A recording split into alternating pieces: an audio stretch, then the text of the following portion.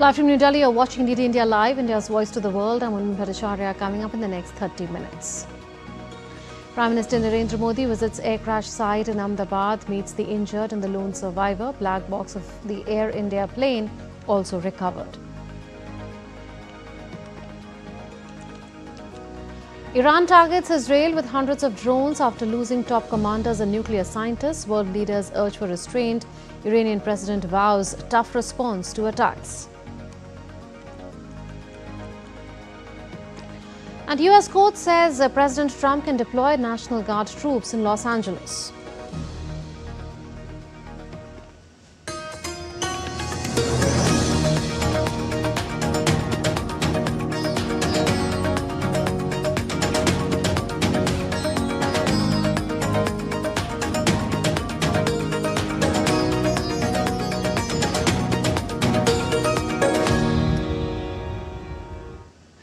First updates from Ahmedabad plane crash tragedy as investigation gains momentum.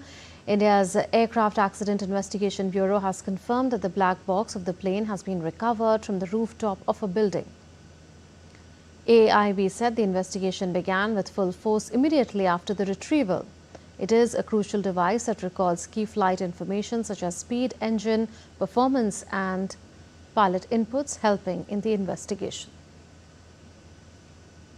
Prime Minister Narendra Modi has condoled the loss of numerous lives in the tragic air accident in Gujarat's Ahmedabad. He conveyed his condolences to the bereaved families, acknowledging the immense pain and loss they are enduring.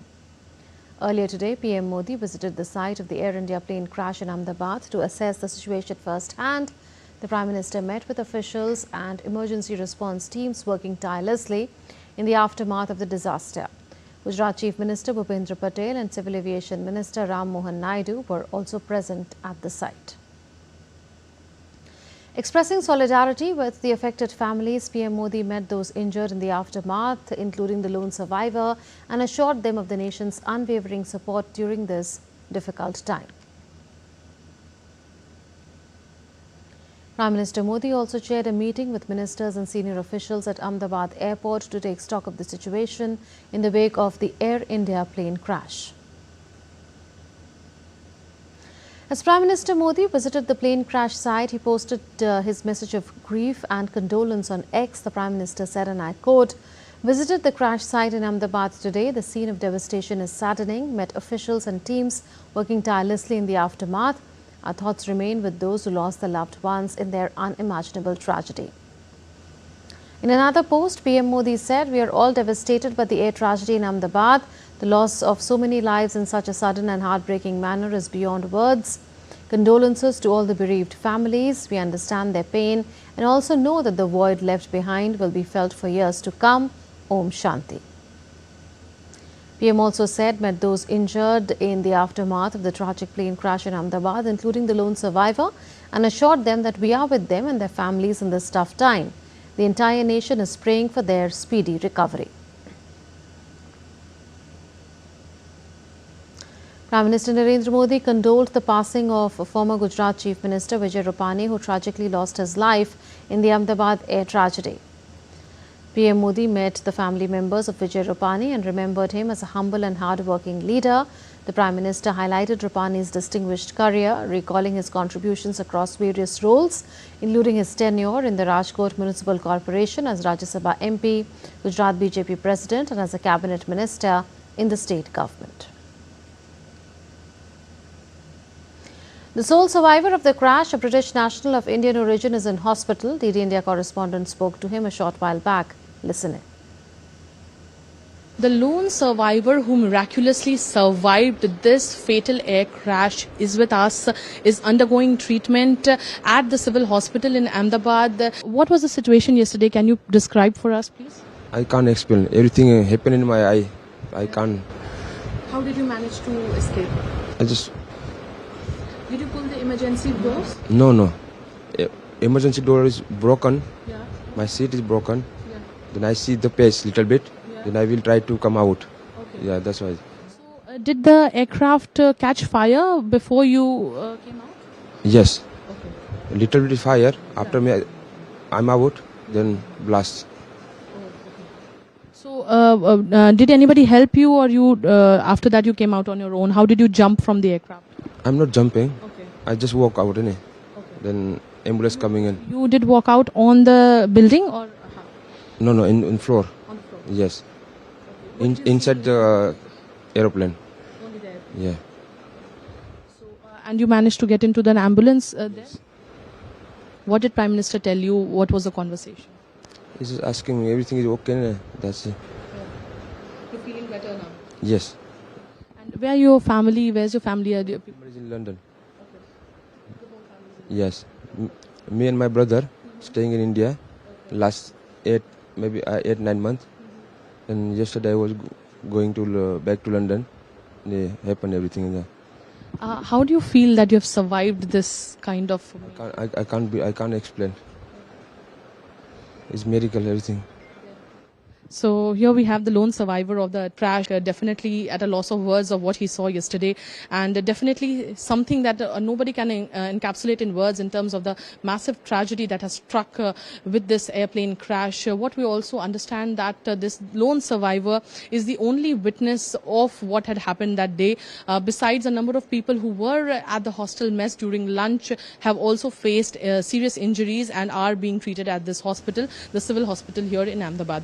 With camera person Vinod Oja, this is Meghna Dev, 4DD India from Ahmedabad, Gujarat. And correspondent Meghna Dev now joins us live from Ahmedabad. Meghna, the black box of the ill-fated plane has been recovered. How crucial a piece of evidence is this to crack the case? Yes, Munmun, obviously the black box has been recovered from the rooftop of where the aircraft crashed. It is very crucial, as you asked, because when we actually see the black box records the flight data and cockpit audio.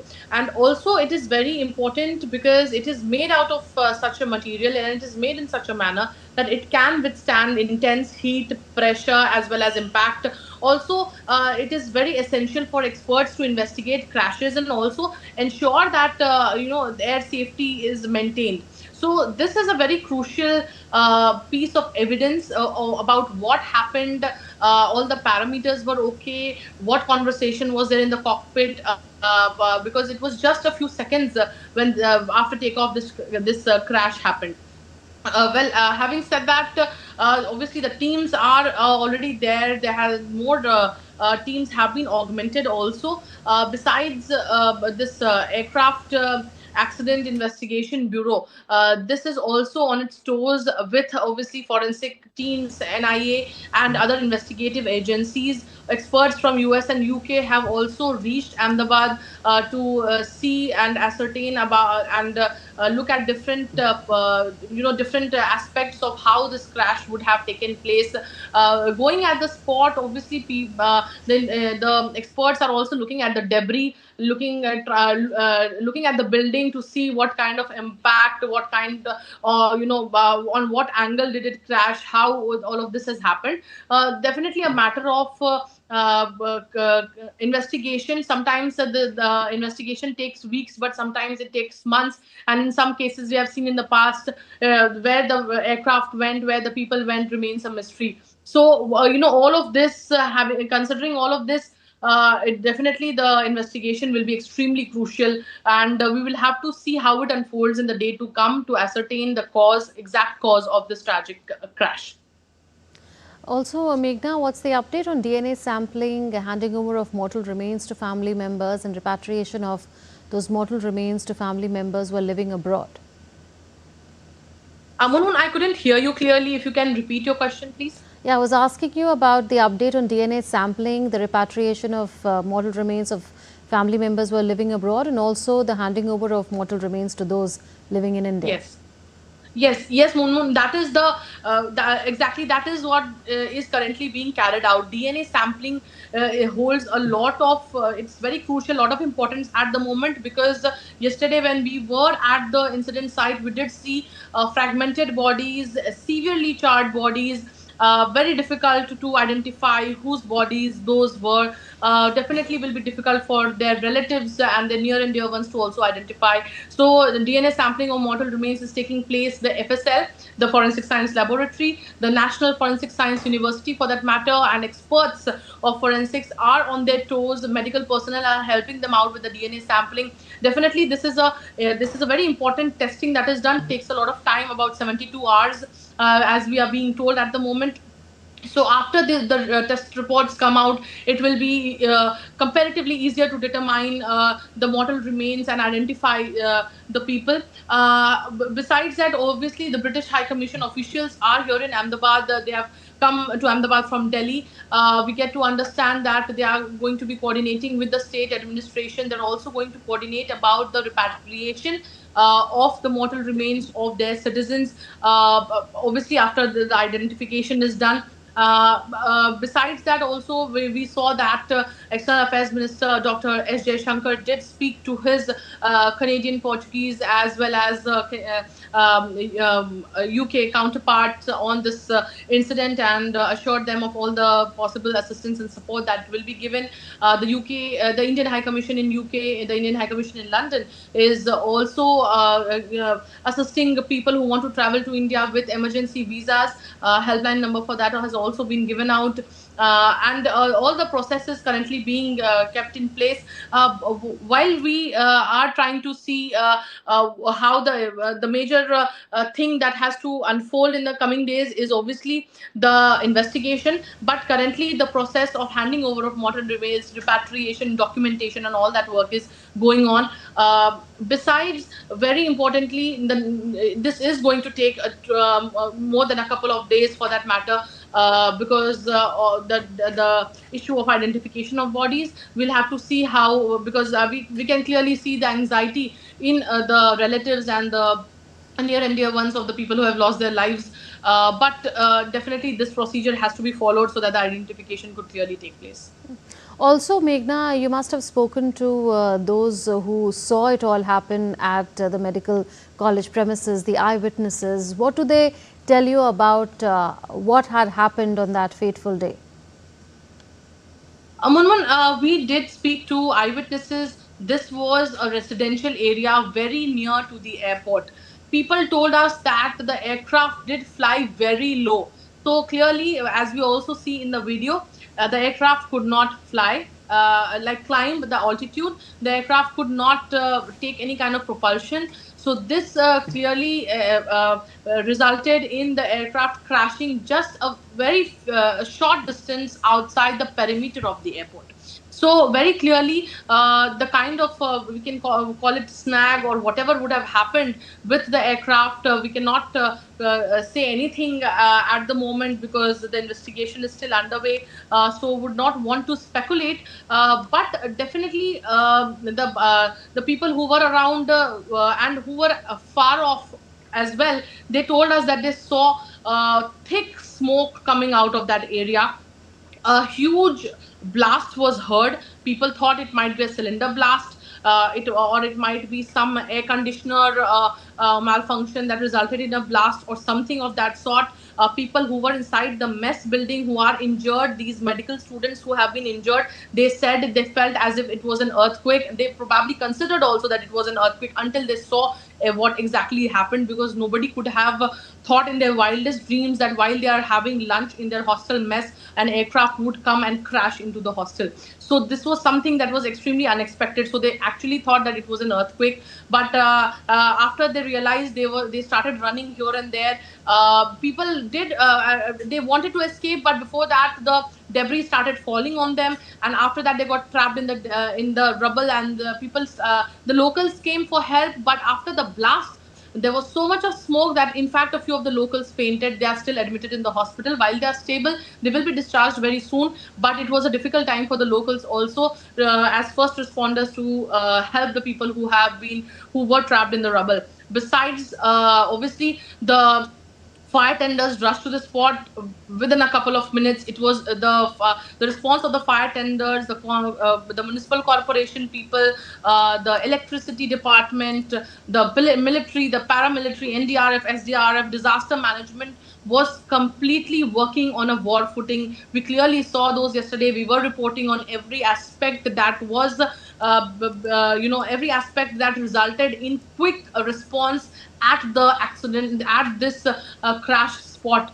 So clearly, it was an effort, coordinated effort of multiple agencies, which resulted in saving the lives, the few lives that we could meet today, the people who did manage to survive this. Right, Meghna Dev reporting from Ahmedabad. Prime Minister Narendra Modi has spoken with his Israeli counterpart Benjamin Netanyahu. He posted on X, and I quote, "Received a phone call from PM Netanyahu of Israel. He briefed me on the evolving situation. I shared India's concerns and emphasized the need for early restoration of peace and stability in the region." Still to come on this edition of DD India Live. India's External Affairs Minister Dr. S. Jaishankar stresses on strategic value of connectivity at the Raisina Mediterranean 2025 in France. And Bangladesh's Mohammad Yunus meets acting chairman of the Bangladesh Nationalist Party in London.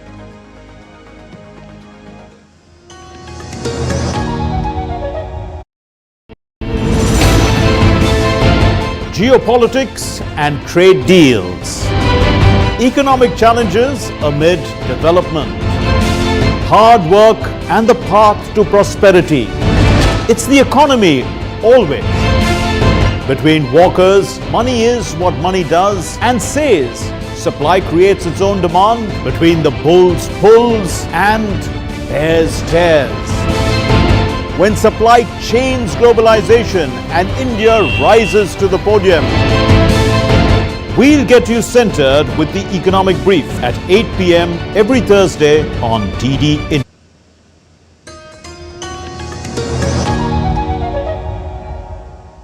Welcome back. You're watching DD India Live. In the early hours of Friday, Israel struck Iran, targeting its nuclear plant and military sites. The strikes killed Iranian commanders and targeted missile factories, Iran's ballistic missile program, and its Natanz uranium enrichment facility. Iran has vowed severe consequences while accusing the US of having a hand in Israel's attacks. Washington denies any involvement, calling it unilateral action by Tel Aviv. Ayushi Bhatnagar reports. Iran's nuclear ambitions were jolted when several areas woke up to loud explosions early this Friday. Israel pounded Iran in a series of air raids, striking more than 100 targets, including Tehran's nuclear and military sites, and killing the armed forces' chief of staff, the commander of Iran's Revolutionary Guards, and the commander of Iran's Emergency Command. Israel said it has also targeted Iranian missile factories, its ballistic missile program, and its Natanz uranium enrichment facility. Giving details of the strikes, Israeli Prime Minister Benjamin Netanyahu said in a recorded video message that the operation would continue for days. We struck at the heart of Iran's nuclear enrichment program. We struck at the heart of Iran's nuclear weaponization program. We targeted Iran's main enrichment facility in Natanz. We targeted Iran's leading nuclear scientists working on the Iranian bomb. We also struck at the heart of Iran's ballistic missile program. Nuclear scientist Faridun Abbasi Dawani and Mohammad Mehdi Tehranchi were also killed in Israeli strikes. Israel's Revolutionary Guards vowed revenge. The country has declared a state of emergency following its Operation Rising Lion. Israeli officials said Iran had enough material to make 15 nuclear bombs within days. Meanwhile, enraged by the attacks, Iran's supreme leader Ayatollah Ali Khamenei warned that Israel would suffer severe consequences. In a statement, Iran's foreign ministry said that the United States will be responsible for the consequences of Israel's adventurism. The Trump administration sought to distance the US from the strikes, with the Secretary of State Marco Rubio calling them a unilateral action. He highlighted that Washington was not involved, while also urging Tehran not to target US interests or personnel in the region. US President Donald Trump will also attend a National Security Council meeting on Friday at around 1500 GMT. Iran, Jordan, and Iraq announced the closure of their airspace. Tel Aviv's Ben Gurion Airport will remain closed until further notice. Israel also closed its checkpoints in the occupied West Bank region. Israel's army spokesperson, Brigadier General Efi Defrin, said on Friday that Iran launched over 100 UAVs towards Israel, urging its citizens to be resilient and patient. In the last few hours, Iran has launched over 100 UAVs from its territory and towards the state of Israel's territory. All aerial defense systems operate to intercept the threats.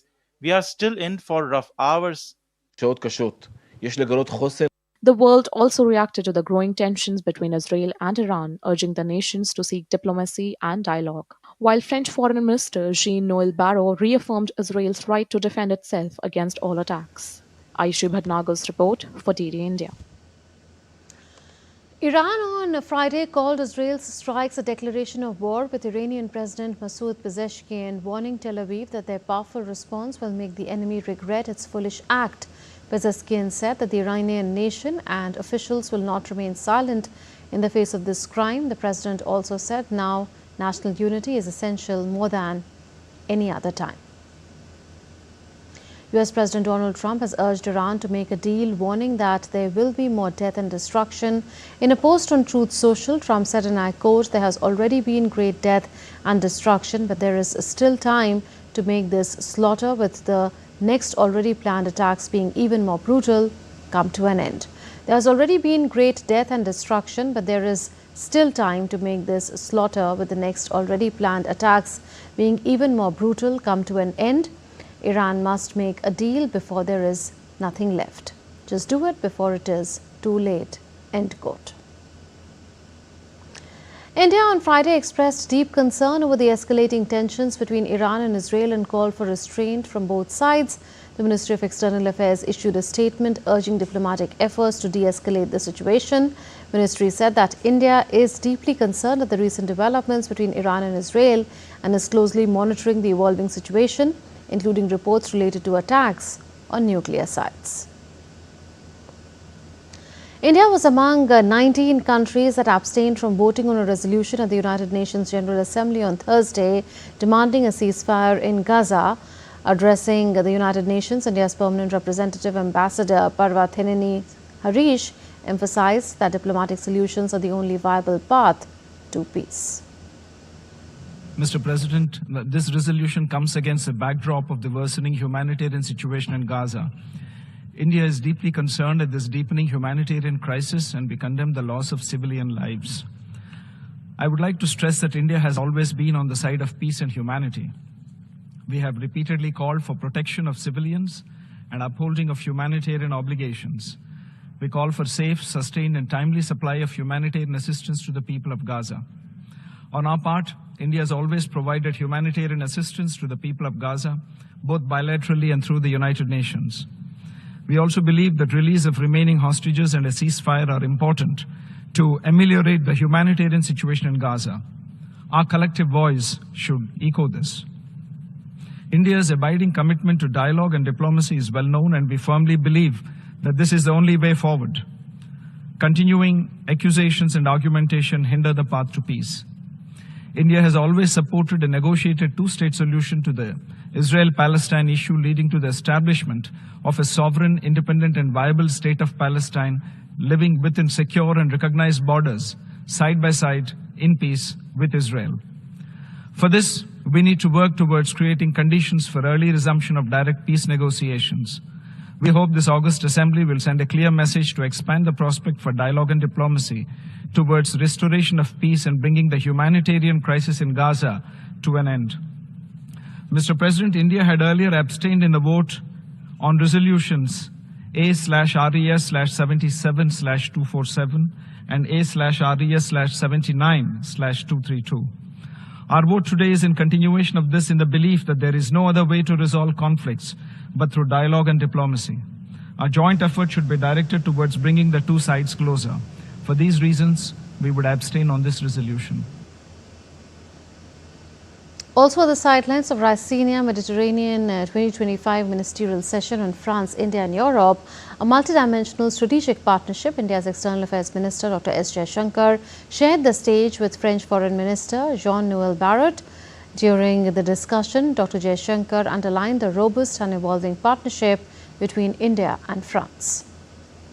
Important relationships in the world are going to get refashioned in the coming months and years. And certainly those like us, which have a very strong, sound footing, will actually be able to build on it. Now, just take a look at this. We were discussing connectivity, and yet we are taking steps practically on shipping, which is a very crucial element of connectivity, to give shape to that connectivity cooperation. Similarly, there's a big debate about AI, guardrails of AI, what will be the principles. And sure, the debates will go on. But behind the debates, there should be a willingness to an ability to really come up with something cooperative, something practical. And that again is something, what you see between India and France. Nepal's parliament has not been able to meet for the past 2 weeks due to obstruction from the opposition parties. Meeting of the House of Representatives was postponed without entering the regular agenda. As soon as the meeting began, the opposition parties' MPs stood from their seats in protest. Speaker Devraj Khimere requested everyone to allow the House to proceed, but the request did not yield anything, and now the meeting is postponed until tomorrow. Protesters were dispersed and detained near a federal detention center in Los Angeles during ongoing demonstrations over immigration raids. National Guard troops were present at the federal building where many of the protests have taken place in the last few days in a show of solidarity for immigrants detained inside. That's it in this edition of DD India Live. But do share your thoughts with us on the news of the day. For those on the go, you can get all the latest news and updates from India and across the world on the DD India mobile app. The app is available on both Android and iOS platforms. You can scan the QR code on the screen to download now. We'll be back with more news as it breaks here on DD India. This is Munmun Bhattacharya from all of us here in Delhi. Thanks for watching DD India Live. Namaskar.